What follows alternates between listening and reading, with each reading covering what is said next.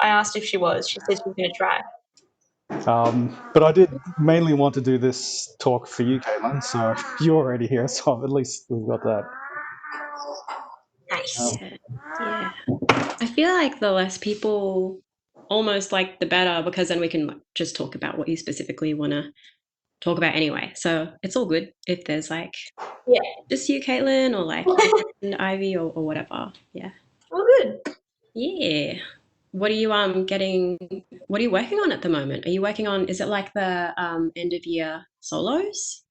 Yeah, they're like monologues, 7-minute monologues that we had to write. So yeah, it's mine's on the 2nd of November, and I just have to basically perform for 7 minutes, and then that's it. Hmm. Is So it yeah, based on a character? it's you're based on like prompts. So they give you prompts, and they're all based on different things. But my performance, it's called like the prompt is the stage parent, and it's basically based off of Gypsy, um, like the musical. Oh, So okay. I basically I'm just playing a really over the top parent who forces their child into showbiz. So That sounds like fun. yeah, so it's a fun one. Yeah, but some people are doing like there's like the Drifter, which is based off of like Western films, so you just have to be like a cowboy. I Hmm. don't know. They're a bit weird because they just give you like dot points that you have to hit on in your performance. And so you have to write something that fits in the frame that they've given you, but they still want you to be like creative. Yeah, I remember. Oh, there's Ivy. Here we go. Hi, Ivy. Hey. Unfortunately for me, although it sounds very interesting, Caitlin, all the drama work, and Ivy, I know you had a lot of portfolio work as well. It has taken their attention away from Indonesian studies, which I'm trying to get funds to, Ah.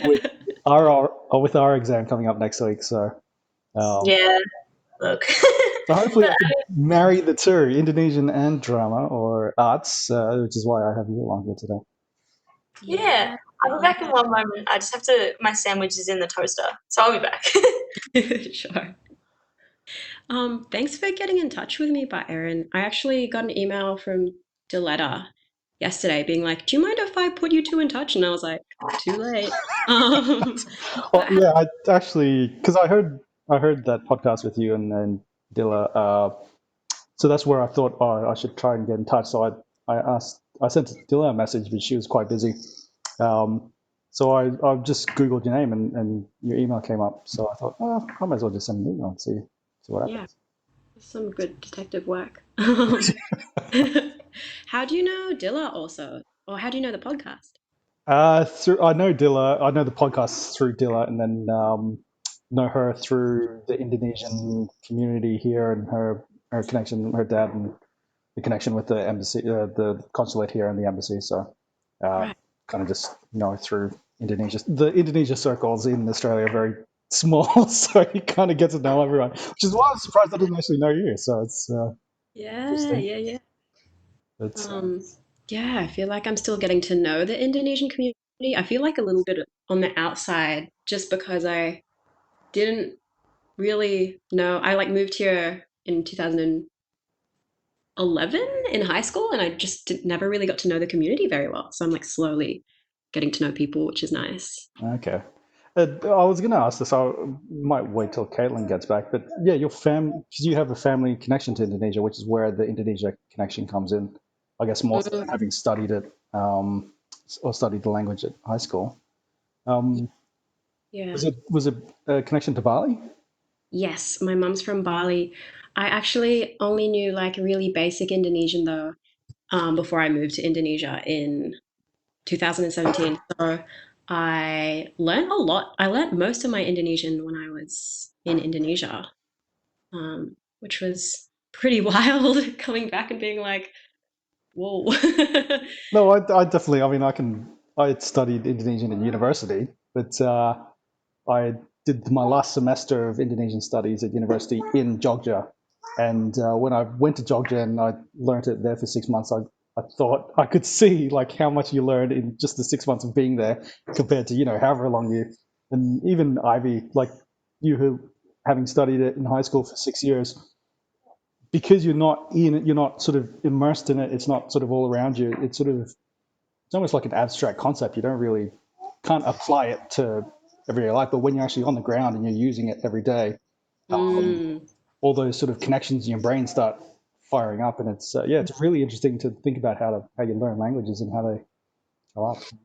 Totally. I heard somewhere that like the best way to learn a language is like through necessity, which makes so much sense. Like when you go to Indonesia or like anywhere else and it stands between you and like being able to eat lunch, you're like, I need to learn how to say I want my lunch. I'm going to talk to my students about this actually in next lesson. But I've got a 1-year-old and she's sort of learning to talk, and it's interesting to see how language development in the classroom sort of follows along with language development as a toddler. Like you learn basic words through necessity. When she wants water, she says water, water, snack, snack. Just basic vocab, and then you sort of learn to build sentences, and you learn to sort of uh, put your thoughts into words more so. And it's exactly the same for their journey through high school from year 7, learning lists of vocab of colors and animals, and then learning to put them into sentences, then making paragraphs. And now they're 1 week away from talking about forest fires in Kalimantan. So Whoa, woohoo, that's huge. it's a huge achievement, I think. So Yeah. Mr. McMahon, is she learning French and Indonesian and English, or you not? we haven't really gone into it. She's only just starting to speak English, so we're going English first. But Miss Kwan has been doing a bit of French with her as well, and I haven't started yet, but I'm looking into. We've got books and stuff, which Miss Croft gave us as gifts for Indonesian. So we're reading those picture books and stuff with her in Indonesian. They're trying to create that. Like, I don't know about your background, Rosie, sort of growing up. My mother's Singaporean Malay, Yeah. but we grew up in Australia, so we never learnt Malay, except beyond sort of, very basic vocab like mandi, tidur, that sort of stuff. So yeah, it's interesting to look at how language sort of develops at different stages and through different means as well, or yeah. Yeah, for sure. Yeah, I'm very similar, like with my upbringing as well. Yeah. Um, Do we just want to do a casual chat? Do you guys, Caitlin and Ivor, do you guys just want to ask questions, fire questions? I don't know if you want a bit of a background on Rosie. Actually, the other one I was going to ask you, would you prefer being called Rosie or Komang or? No, Rosie's fine. Yeah, Rosie's fine. sorry. Either or. Yeah. So I told the students that, you had that family background, the connection to Bali. But you're after studying at the PCA. You went and did residencies at Theatre Garasi in Jogja and Komunitas Salihara in Jakarta. Is that right? Yep, that's right.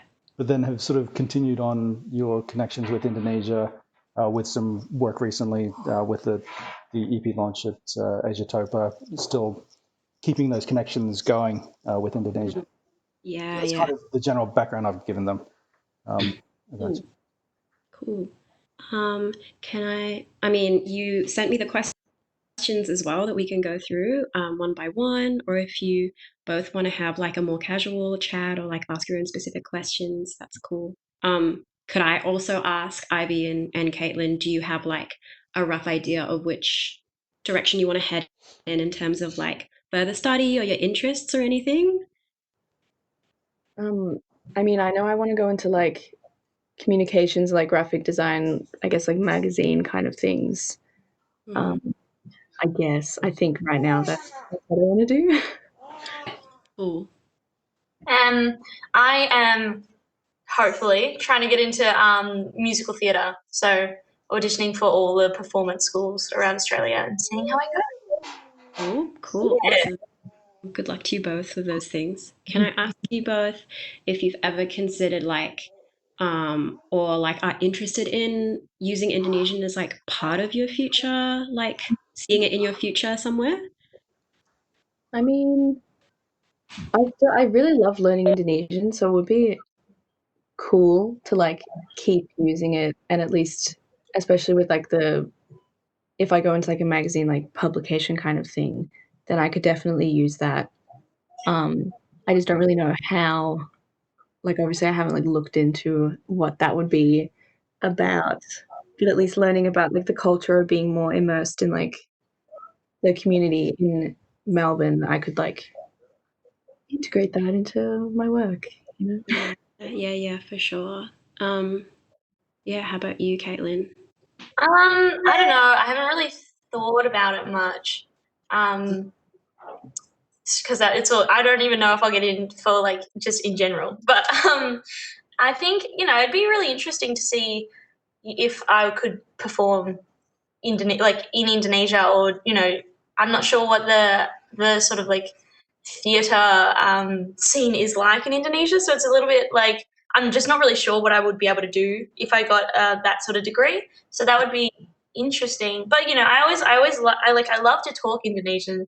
I just don't like getting tested on it, if that makes sense. Like I like to talk. I like holding conversation, but as soon as it has to be like purely Indonesian and not like and how a natural conversation would be, like I find that harder.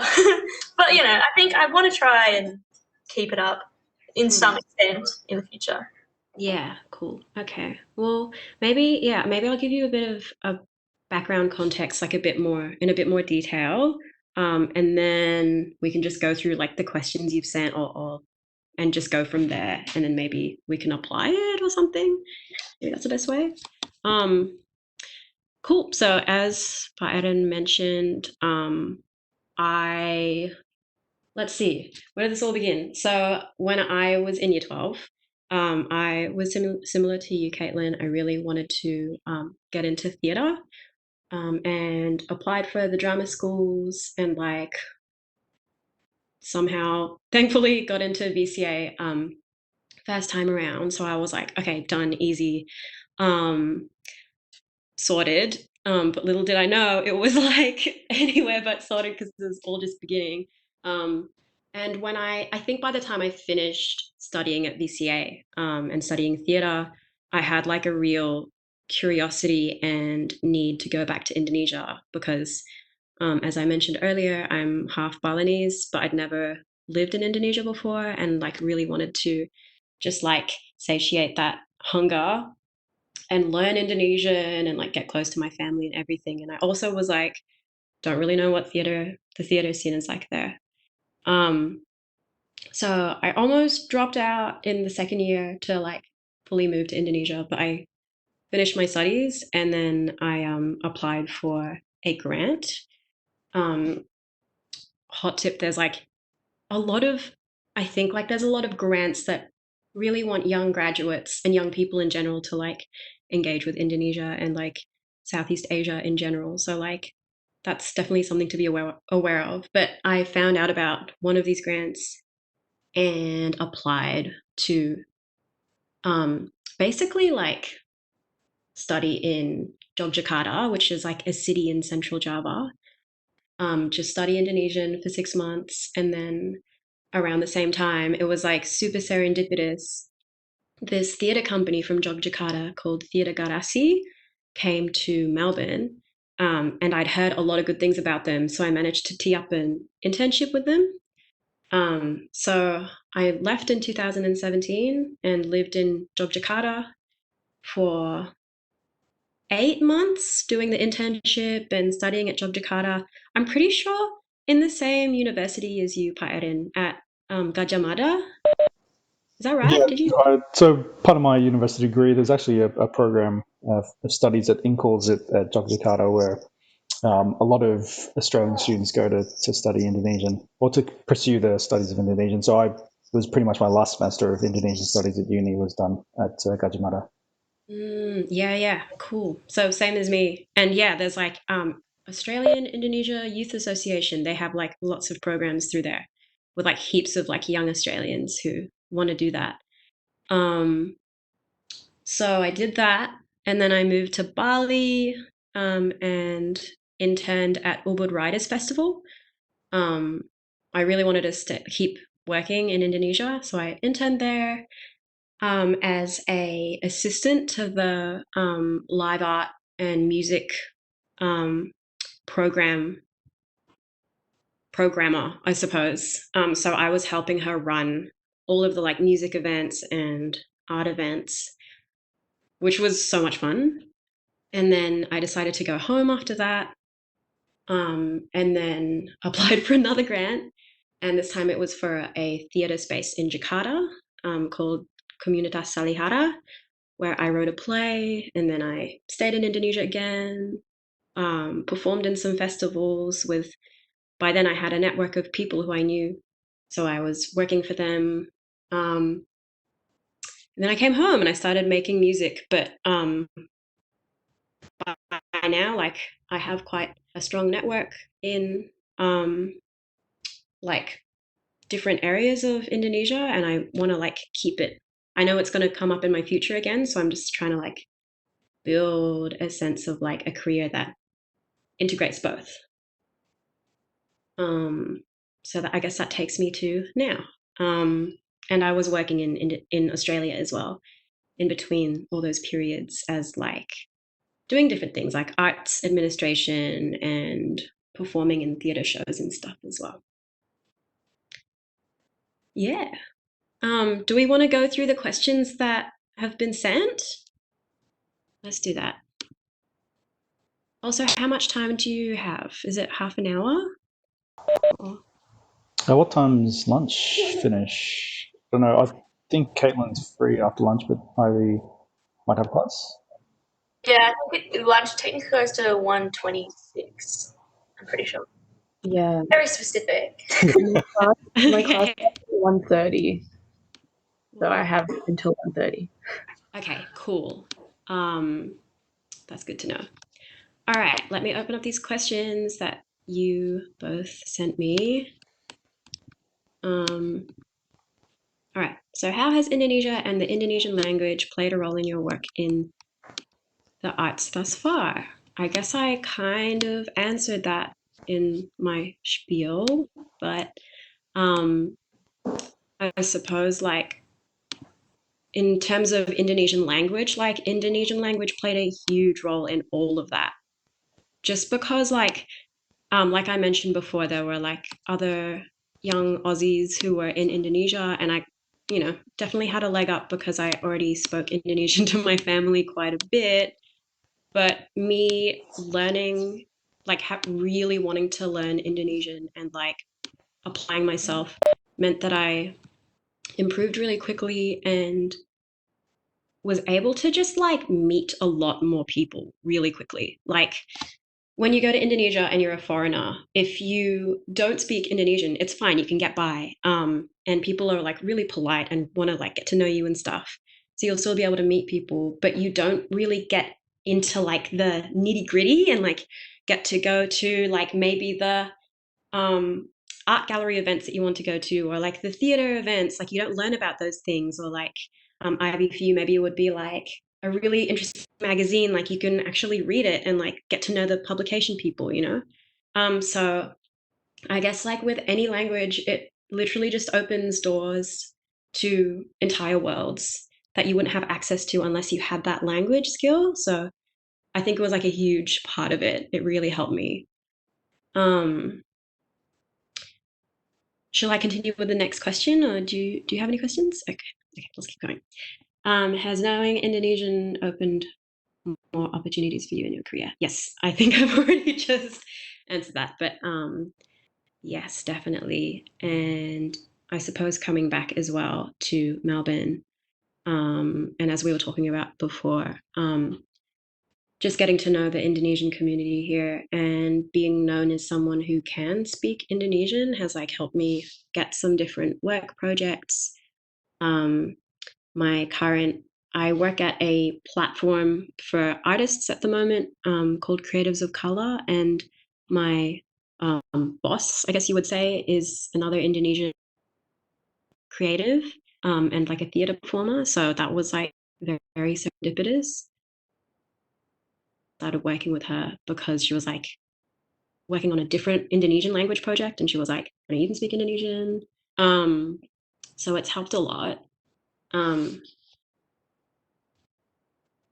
Let's see, what arts projects have you been involved in? What has been your favorite? I've been involved in a lot. Okay, let's see.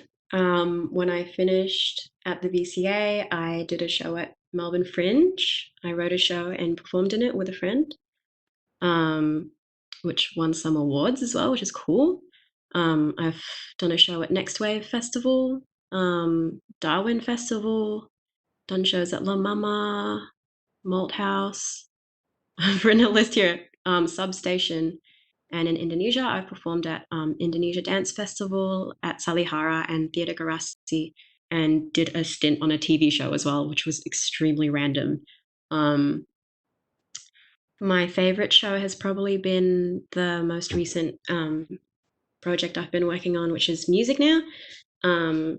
That is a like a Indonesian English, mostly English, but like there are some Indonesian lyrics throughout it. It's like a music project that kind of mixes electronic R&B with samples of traditional Indonesian music. So that's like my baby at the moment, which I'm enjoying. Oh yeah, and I performed that at Asia Topa. Have either of you been to Asia Topa? If you when's the next one? The next one's in 2 years. You should definitely check it out in 2 years' time. It's a really great opportunity to. There's always like heaps of Indonesian artists who fly over, and from all over Asia as well, and the Pacifica area, like the Pacific Islands. So it's an awesome opportunity to like get to see Indonesian theater work, Indonesian and like contemporary stuff as well, not just traditional stuff. It's usually more contemporary. Interested in that? But yeah, I performed the show there. I think another good thing about that festival is it's like they kind of try and engage the Asian Australian communities as well. So it's not just like flying artists from Asia, but like actually engaging with people who are Australian but like Asian background. Have either of you got any questions? Otherwise, I'm still gonna go through these. All good? Okay. What was it like to be part of a big international festival such as Asia Topa? Really cool. I guess I already explained it quite a bit, but I think for me, what was a really cool thing is because I'm like, I graduated from uni 5 years ago now, which is so weird to think about. But I guess since graduating uni, a lot of my time was spent being like, whoa, what am I doing now? Like at first I was like, especially as an artist doing an art degree, I was like, how do I even move forward with this? And it was a really nice moment at Asia Topa to like see a lot of my Indonesian friends who are artists as well flying over to Melbourne and like being able to meet up with them and like see their work and stuff and being like, oh, okay, this has come full circle. Like, but when I first came to Indonesia, I didn't have any contacts. And when I was at Asia Topa, I was able to like see all these friends of mine who I'd made through my travels do amazing work and know that I can like collaborate with them in the future. So that was like, on a personal note, a really cool thing to be a part of. And I suppose as like a young artist who's starting out, it's cool to be a part of a festival like that as well because it feels good. How was the art scene different in Indonesia from Australia? That's a really good question. And Caitlin, I think you were kind of asking about that before. I guess I'm just going to preface. Have either of you been to Indonesia before? Yeah, I have. I went this year and in year 7, so like twice. Awesome. Which parts have you been to, Caitlin? I've only, because I've gone with my family both times, so we've just generally stuck to like the touristy areas. So I've mainly stayed in Seminyak and Ubud, mainly, and like I visited Kuta, but apart from that, we haven't really gone to any other places yet. But Ivy went on exchange in Year 9, so she's probably gone to more places. Yeah, we went Ooh. to Jakarta and Jogja. For the most amount of days, we were in those two places. And I remember we went to like a performance, but I don't remember what it was about. But it was like a traditional thing. So Was that in Jogja? I think so. Probably would have been the Wayang, the Mm. Saddle Puppets. Yeah. You guys went to Lombok as well, didn't you, on that trip? I think I don't really remember that well where we went, but yeah. Cool. How long was that for, Ivy? It was just for 2 weeks. So we spent like 1 week with our host family, and then the other week was going around to the other places like Ubud as well. Yeah. Yeah. Cool. Did you notice how quite different each area is, like in terms of culture or like beliefs and stuff like that? Or did you kind of more focus on language and stuff? I think like when we were in Jakarta, it was more like we were going to school because we're going to lab school. But once we went to like Jogja, we were going like seeing more places. So it was more like I was more learning about the culture and things like that. The last couple of days, we didn't do. Honestly, the last couple of days we just went to lots of restaurants. So all the food, I was like, wow, interesting. I love the food. Yes. So that's definitely something I noticed, the food. That sounds awesome. Fair enough. The food is amazing, and I would totally just go for a food safari if I could. Um, I guess I asked that to you both because I just wanted to get a sense of where you'd been and if you'd noticed any differences. Mostly because when I went there, because I'm from Bali, I know Bali really well. And I lived in Jogja and Jakarta, but those are like Jogja and Jakarta are both in Java, and Bali is like its own island and it's like super distinct. But Indonesia is so huge, and there's like thousands and thousands of different islands, and like with each different island or like area, you're going to have different cultures and like cultural groups, faiths, artistic traditions.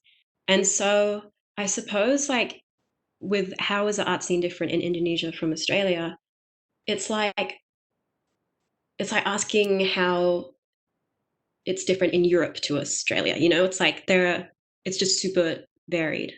But with that being said, I can say the places I did go to, Australia definitely has more arts funding. So while the other areas Indonesia was really diverse and dynamic in terms of what was happening with the arts, especially Jogjakarta, so much amazing stuff happening. And Caitlin and Ivy, if you ever get a chance to go there, you should definitely check it out. But yeah, because even though there's like so much stuff happening, people are doing it on less money. I'm not sure if either of you really know much about how the arts works, but a lot of independent artists and smaller arts organizations here can exist, and even larger organizations actually. We can exist and keep making art because we apply for grants and we get money from the government um, to support the arts, essentially, because the government sees that it's important. And in Indonesia, they don't really have as much of that. So I feel like it affects, like when I was talking to like my musician friends in Jakarta, they would be like, what? The government will like give you money to develop your work? Like, that's unheard of. Like, some of them were like, that's so unfair. And it's like, yeah, it is unfair. But as a result, like places like Jogja or Bali, they rely on other strengths. Like Jogja is really like DIY and quite punky, and people are really creative in terms of like just hosting art gallery spaces in like their house, or like they'll have a show in like a completely random space, or like they'll get creative about how to present their work. And in Bali, it's like people really rely on tradition, and it's really built into people's lives. So I guess it's more like, and there's also huge artistic traditions throughout Indonesia as well. So that's like really prominent. Whereas I think in Australia, we've got like First Nations folks who have like a huge, like the oldest artistic tradition in the world.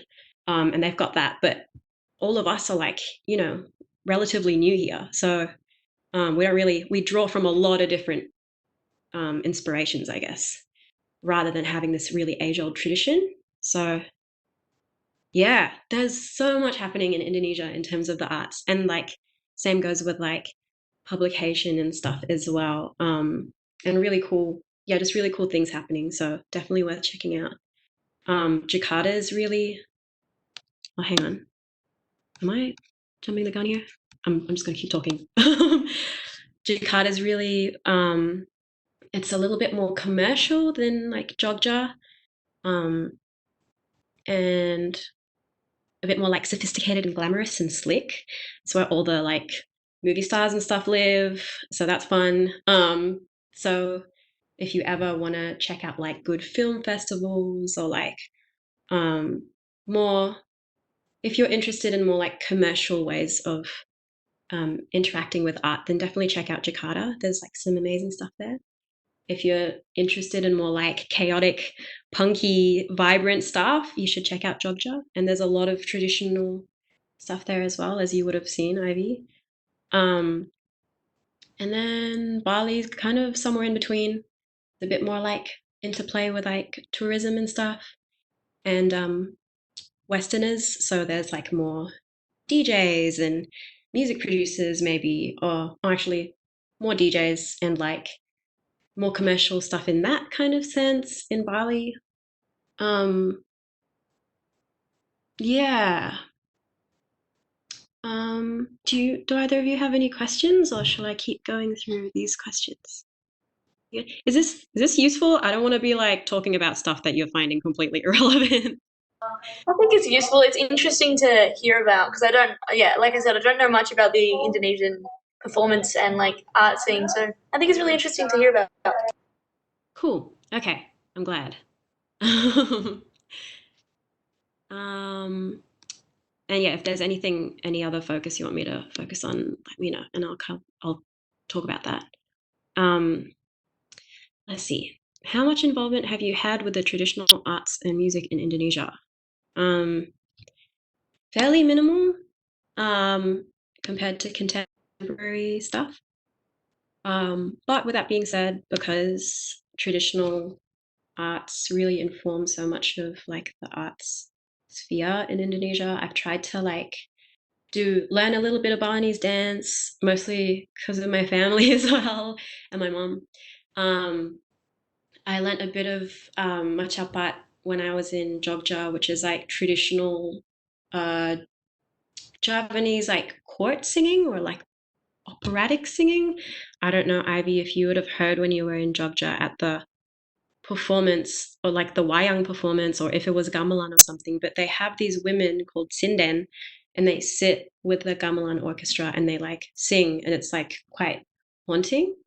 I learned a bit of that, which was really cool, and have learnt a little bit of gamelan as well.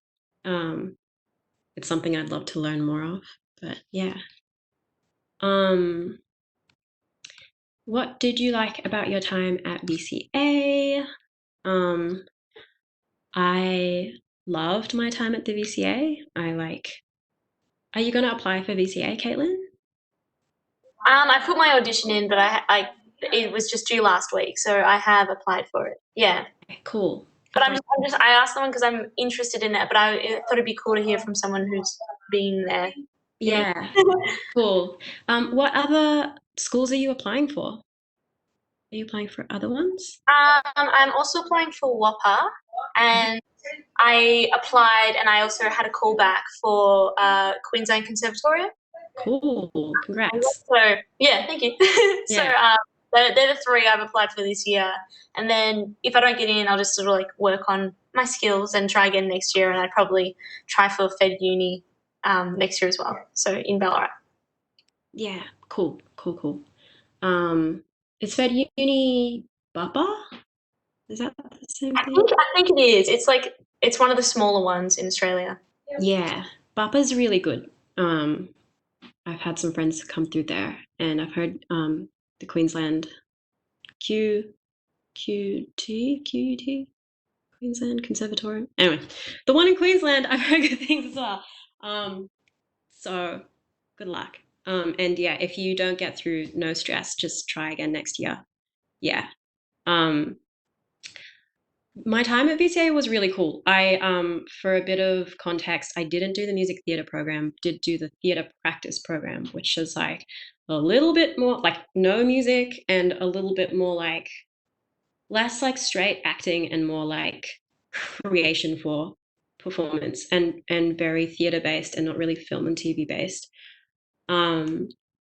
Really fun, very like drama school life, which by I mean to say like 9 to 6, Monday to Friday, dressing in blacks and seeing like the same 25 people every day for 3 years, and like rolling around on the floor with each other and like learning accents and getting that full experience. Yeah, really like such an amazing time, and I'd highly recommend it to anyone.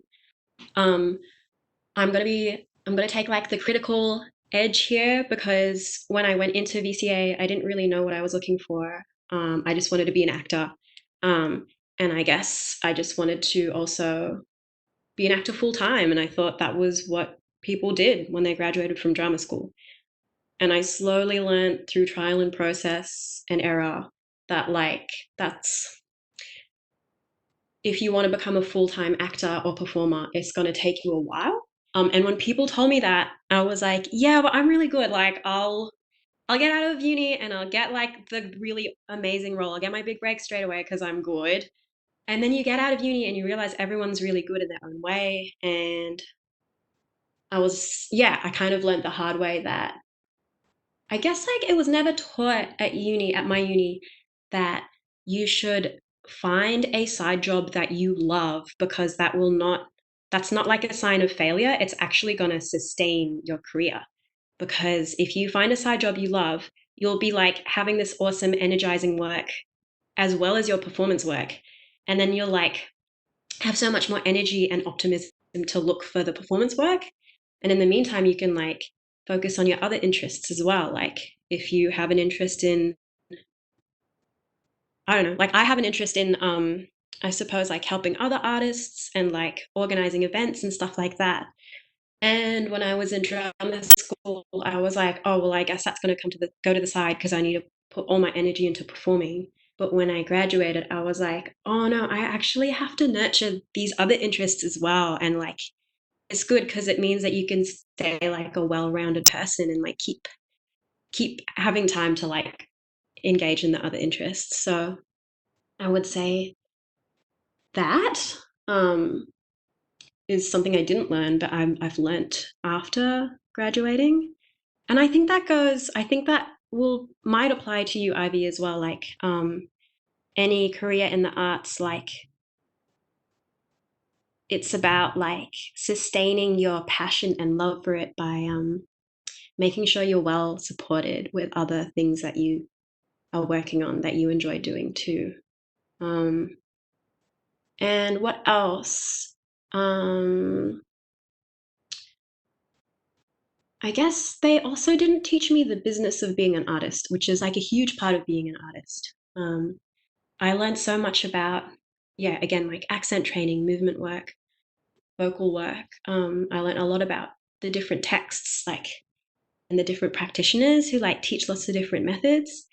But I didn't learn anything about like how much to charge, how to get an agent, how to get headshots and stuff like that. So hopefully wherever you go, Caitlin, there will be more content like covering that. But if there isn't, just make sure that you're finding other avenues to learn about that stuff. That's through apply for like a mentorship program and try and find a mentor, or like have older friends who've been doing it for a while. They can tell you about it, or like I'm happy to give you my email through PyEdin if you ever need to ask any questions specifically. Just yeah, because I had to learn that all the hard way. So yeah, I guess like drama school's so amazing, but it's good to know also what you want to get out of it. Yeah. That's all the questions that have been sent to me, and we're like 5 minutes to the time that you have to get going. Do you both have any more specific questions or anything like that? No? I don't think so. That was really helpful. Yeah, I don't have any other questions. I sort of just put them all in there. That's cool. I'll maybe just finish off with one academic question. When you were learning Indonesian, what did you find useful? Do you have any hints or tips for learning Indonesian? And I usually ask all my guest speakers this one as well, but how did you come to understand passive or object-focused sentences in Indonesian? Oh my gosh. I have to say, I don't know if this is just particularly how my brain works, but like I struggle with formal training, so um, I don't know what that means. But what I do know is like I think when I was at Incourse at Gajah Mada in Jogja, I was coming out of like the formal classes and being like, and then when I'd speak to people every day, that's when I learned the most. So I guess my really bad answer here is like I haven't learned those things, but I feel like I'd know what they were if you explained them to me. So, I mean, I guess my advice to anyone who thinks in the same way would be to like try and practice. Go to Indonesia if you can and like try and practice with some Indonesian people. I know that's like okay, let me think of some more practical things. What is it? Um, is this like for the test specifically coming up, or just like in general like learning? This is just in general. I know exactly what you mean. Like grammar is not for everyone. Don't get me wrong. I teach it, so that's why I know it. But Yeah. like I try to tell the students as well that a lot of the language that you learn, let's just say even English when you learned that growing up, it's not learned from those English grammar lessons. You learn it from just using it and reading a book or reading a magazine or watching a movie. That's where all the language sort of just gets absorbed, and you don't know exactly why it's like that, but you just know that it's like that, and that's how it sort of develops. So I think that's definitely, I think that's a 100% valid way of learning language. Like I think the most common way, so it makes a lot of sense. Yeah. Yeah, I feel like that's the most organic way as well. So yeah, I guess that would be my main thing, really. Um, but I will say, I also learnt a little bit of Indonesian at Wisma Bahasa in Jogja when I was there, and I loved the classes there. So I think like also if you find a Indonesian teacher who you really gel with, that helps a lot. So I feel like but they also taught me fully in Indonesian. They didn't speak English to me at all. So it was like tough love. So maybe that's why I learned so quickly. I guess another thing is like being okay with looking like an idiot. I think that's a big one for me, which I'm still trying to deal with. But yeah, if you're okay with that, then you can learn anything. Yeah. I'm gonna leave on that note. Be an idiot. No, that's perfect. Yeah, exactly. Learn from your mistakes. Just be prepared to make them because nobody's perfect. They're doing an oral exam next week, but there are kids who get up and do an oral exam in their own language for English, and they'll stuff it up. It's just, it's part and course of learning language or speaking language. So Yeah, that's definitely true. totally. Yeah. It's But part of. sorry, I was just gonna say we'll leave it there because either you have to get to class. I don't want you to be late on my Oh account. yeah. Yeah. But I would just like you guys to thank Rosie. Ucapkan terima kasih. Terima kasih.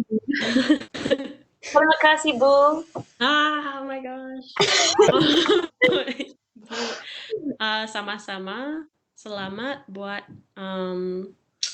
examsnya. I can't remember how to say exams. Gosh. Selamat dan sampai jumpa lagi. Bagus. Sampai jumpa.